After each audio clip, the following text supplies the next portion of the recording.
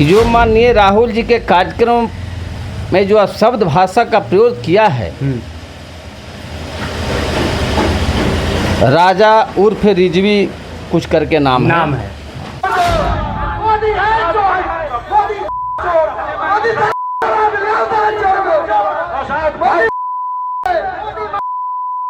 ये बीजेपी का सोची समझी साजिश था कि उनके कार्यक्रम में भेज करके और इस तरह के बयान दिलाएं और उसी के आधार बना करके और हम बिहार में एक मतलब तांडव मचाएं और उसी का आधार बना करके पटना में कल ये बीजेपी कार्यकर्ताओं द्वारा ये मतलब दुर्भाग्यपूर्ण रवैया अपनाया गया है।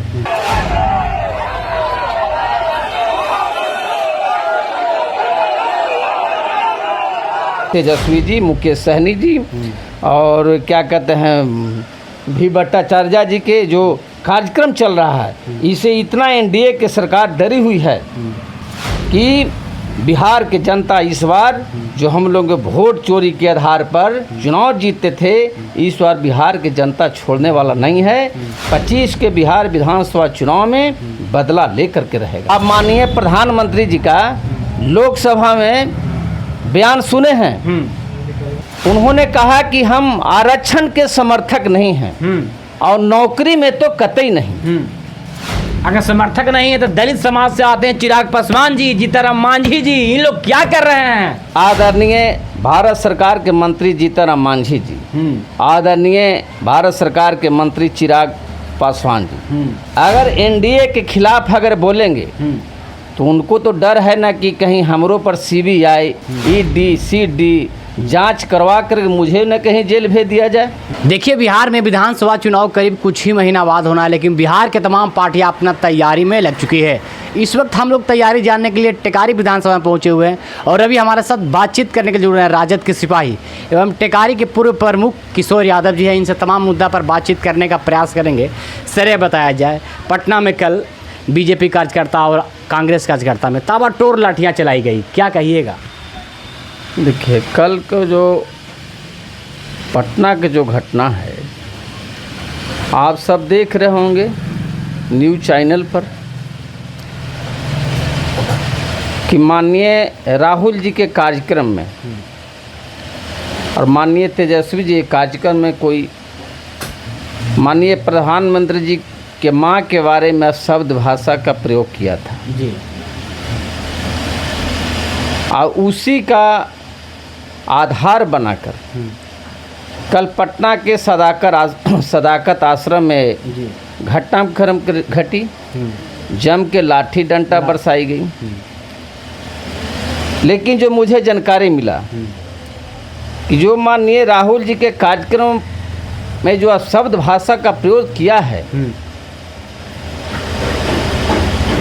राजा उर्फ रिजवी कुछ करके नाम है, वो बीजेपी के नेताओं के साथ फोटो है, बीजेपी का पट्टा पहने हुए है। तो मुझे जहाँ तक लगता है कि बीजेपी का सोची समझी साजिश था कि उनके कार्यक्रम में भेज करके और इस तरह के बयान दिलाएं और उसी के आधार बना करके और हम बिहार में एक मतलब तांडव मचाएं। आखिर हिम्मत कैसे हुआ जब बीजेपी का कार्यकर्ता, तो हिम्मत कैसे हुआ कांग्रेस के मंच पर चढ़कर अभद्र टिप्पणी किया?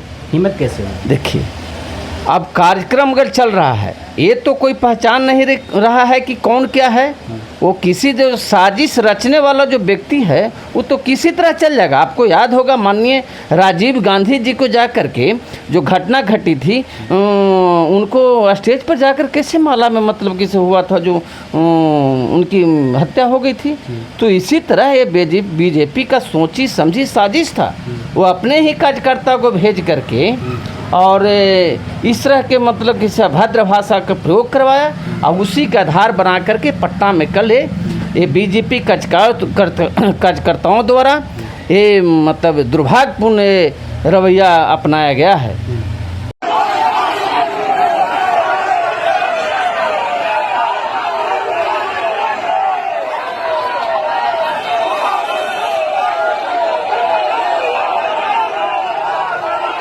एक तरफ तेजस्वी यादव राहुल गांधी जी वोटर अधिकार यात्रा निकाल रहे हैं, लेकिन बीजेपी की तरफ से बयान आता है कि इससे प्रभाव पड़ने वाला कुछ नहीं है, वो लोग चुनाव हार रहे हैं, थक गए हैं, इसीलिए यात्रा निकाल रहे हैं। देखिए, बीजेपी तो कुछ भी बोलेंगे, अगर उनको कोई डरे नहीं है तो फिर बेकार के मतलब कि से इतना हाय तोआ मचेले हैं लोग। बार बार प्रधानमंत्री आ रहे हैं, उनको अभी एनडीए की सरकार की इतना डर हो गया है बिहार में, जो माननीय राहुल गांधी, तेजस्वी जी, मुकेश सहनी जी और क्या कहते हैं भी भट्टाचार्य जी के जो कार्यक्रम चल रहा है, इसे इतना एनडीए की सरकार डरी हुई है कि बिहार की जनता इस बार जो हम लोग वोट चोरी के आधार पर चुनाव जीतते थे, इस बार बिहार की जनता छोड़ने वाला नहीं है। 25 के बिहार विधानसभा चुनाव में बदला लेकर के रहेगा। कैसे आप लोग जीजिएगा? सम्राट जी तो बोलते हैं कि 2025 फिर से नीतीश इस बार आप लोग खाता भी नहीं खोलेगा।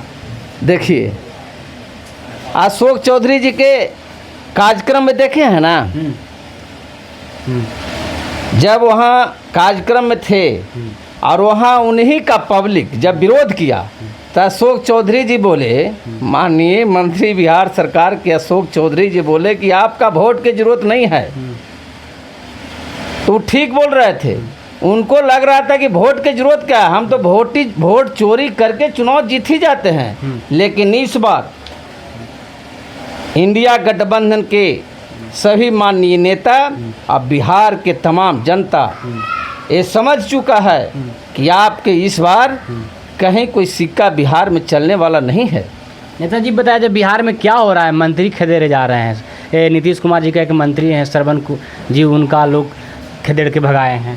देखिए, बिहार में इतना लोग ये सरकार से मतलब क्या कहते हैं आक्रोश है से, जो स्थिति बिहार के हो, जहाँ भी ऑफिस में जाइए एक ही पदाधिकारी कोई सुनने वाला नहीं है, हर जगह पैसा की खेल है।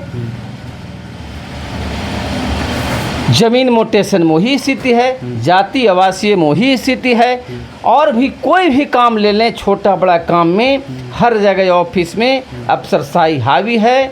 और इसी के चलते बिहार की जनता में आक्रोश है और सरकार के मंत्री को खदेड़ा जा रहा है। कुछ दिन पहले मोदी जी का भी स्टेटमेंट आया था आरक्षण के लेकर, क्या कहिएगा? देखिए, माननीय प्रधानमंत्री जी 2024 के चुनाव में कहते थे कि इस बार 400 पार। 400 पार का उनका मतलब था कि बाबा भीमराव अंबेडकर साहब द्वारा लिखी गई आरक्षण, उनके द्वारा दिया गया आरक्षण को खत्म कर दें। आप माननीय प्रधानमंत्री जी का लोकसभा में बयान सुने हैं, उन्होंने कहा, बयान इसमें देखिएगा, उन्होंने कहा कि हम आरक्षण के समर्थक नहीं हैं और नौकरी में तो कतई नहीं। अगर समर्थक नहीं है तो दलित समाज से आते हैं चिराग पासवान जी, जीतनराम मांझी जी, इन लोग क्या कर रहे हैं?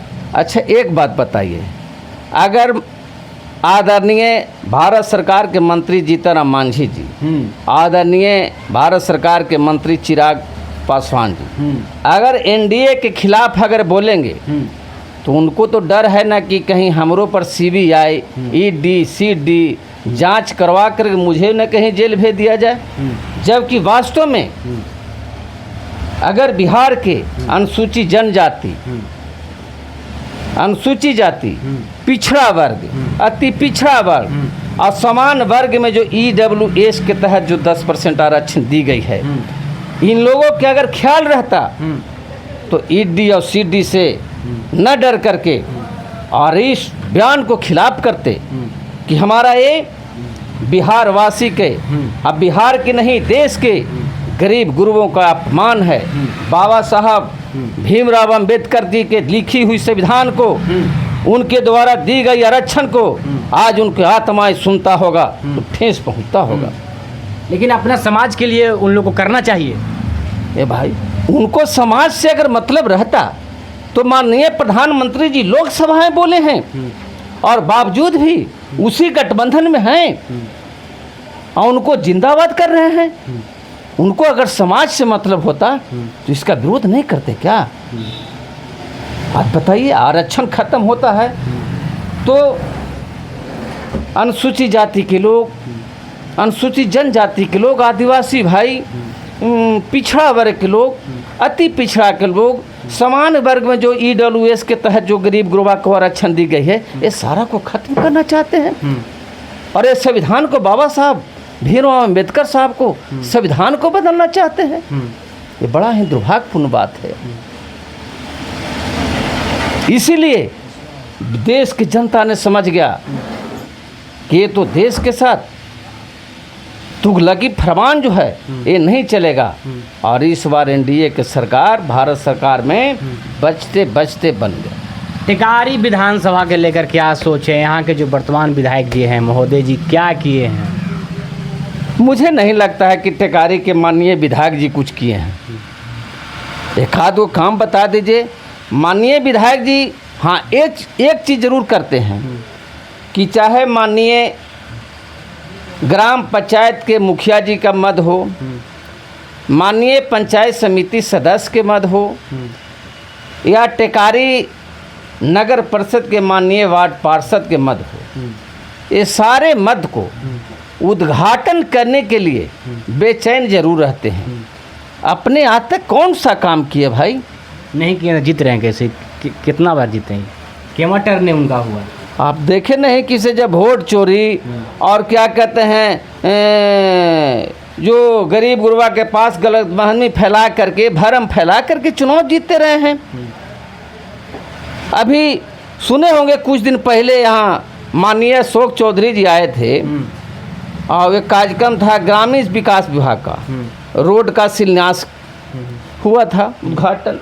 उस रोड में माननीय विधान परिषद आदरणीय कुमार नागेंद्र जी और फिर रिंकू जी और माननीय सांसद अभय कुशवाहा जी के द्वारा दिया गया रोड था और उसी रोड का स्वीकृति मिला था और उसी को उन्होंने क्या कहते हैं शिलान्यास करते। कई रोड तो हमारे पास तो सूची है।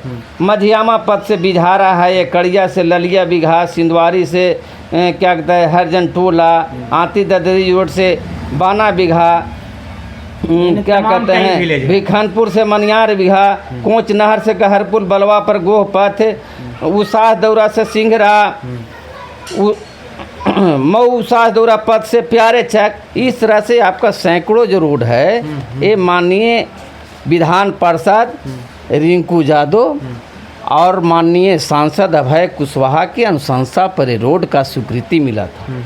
और इसी रोड का हाँ ये माननीय विधायक ही क्षेत्र के सरकार के पदाधिकारियों पर दबाव बना करके इस रोड के और भी कई तरह के योजनाओं का शिलान्यास करते हैं। अगर ये नहीं तो पथ निर्माण के प्रधान सचिव महोदय बता दें, बयान दें कि इसे माननीय विधान परिषद रिंकू जी और माननीय सांसद का संस्था पर रोड के स्वीकृति नहीं मिला है। ये सारे योजनाओं का माननीय मुखिया जी को मत से हमको कई गो मुखिया जी बेचारे बता रहे थे कि क्या क्या है प्रमुख जी, काम हम लोग करते हैं, फीता कोई और काटते हैं, फीता काटने के ये बेचारे रहते हैं जो माननीय मुखिया जी के श्रेय को ये लूट लेते हैं। कहते हैं कि क्या करें हम लोग, जो कहावत नहीं है कि बड़ी मछली छोटी मछली को निगल जाती है, और मुखिया जी जो लोग तो डरे बेचारा बोलते नहीं हैं। वो सोचते हैं कि अगर हम बोलेंगे तो फिर ऐसा ना कि हमारे पर भाई जाँच उच करवा के ED CD भेज देंगे कि हम तबाह हो जाएंगे। इसके डर से बेचारे मुखिया जी लोग बोलते नहीं हैं। तो क्या लग रहा है सर, आपका भी चुनाव की तैयारी है क्या? देखिए हम तो ऐसा कोई चुनाव की तैयारी में नहीं है। बाकी पार्टी का शीर्ष नेता का जो भी निर्णय होगा वो मान्य है। और यहाँ टिकारी विधानसभा में हमारे गठबंधन में किसी भी उम्मीदवार को टिकट मिलेगा। सब कोई हमारे दल में कई कार्यकर्ता हैं और कई लोग टिकट के प्रयास कर रहे हैं। जिनको भी टिकट मिलेगा सब कोई मिल करके उनको मदद करेंगे और टिकारी हम लोग चुनाव जीतेंगे। चलिए बहुत बहुत धन्यवाद है। हमारे साथ थे राजद के सिपाही किशोर यादव जी, अपने पार्टी के पक्ष में टिकारी विधानसभा के लेकर हमारे साथ बातचीत किए। बहुत बहुत धन्यवाद।